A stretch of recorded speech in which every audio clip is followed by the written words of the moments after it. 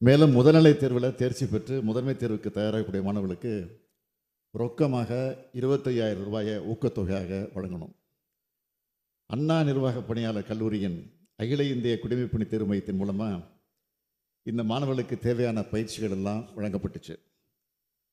நான் மேற்கொண்ட தீவிரமான முயற்சிகளோட பயணம் இந்த ஆண்டு தமிழ்நாட்டில் இருந்து 57 மாணவர்கள் பல்வேறு அகில இந்திய பணிகளுக்கு தேர்ந்தெடுக்கப்பட்டிருக்கிறாங்க.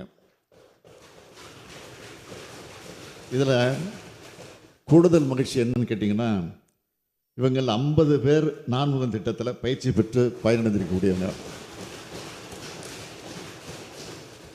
நான்முகன் திட்டத்தோட போற்றத்தக்க இந்த வெற்றியை நாம் தக்க வச்சுக்கணும். அது மட்டும் இல்லாமல் தேர்வில் வெற்றி பெற்று இருக்கக்கூடியவருடைய எண்ணிக்கையை மேலும் உயர்த்த வேண்டும்.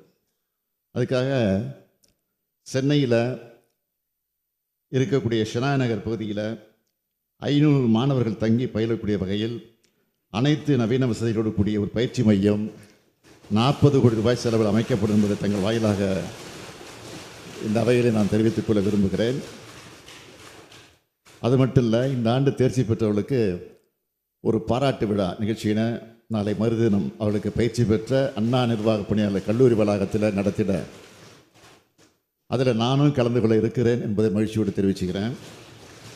மாண்புமிகு பேரவைத் தலைவர் அவர்களே, கடைகோடி தமிழர் இளைஞர்களின் கனவுகளையும் நனவாக்குவதே இந்த திராவிட மாடல் அரசுடைய முழு முதற் கடமை. அதனை தொடர்ந்து செய்வோம் என்ற உறுதியினை அளித்தமைகிறேன்.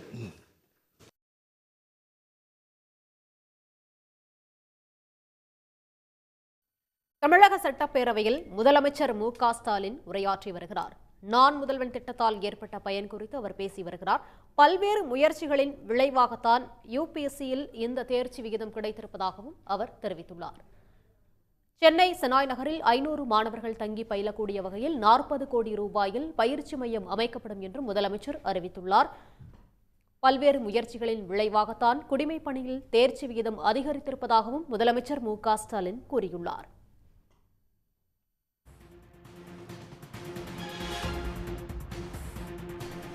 தமிழக சட்டப்பேரவையில் முதலமைச்சர் மு.க. ஸ்டாலின் உரையாற்றி வருகிறார். பல்வேறு முயற்சிகளின் விளைவாகத்தான் குடிமைப் பணிகள் தேர்வில் அதிக தேர்ச்சி விகிதம் கிடைத்திருப்பதாக அவர் கூறியுள்ளார். மேலும் சென்னை செனாய் நகரில் 500 மாணவர்கள் தங்கி பயிலக்கூடிய வகையில் 40 கோடி ரூபாய் மதிப்பில் பயிற்சி மையம் அமைக்கப்படும் என்றும் முதலமைச்சர் அறிவித்துள்ளார்.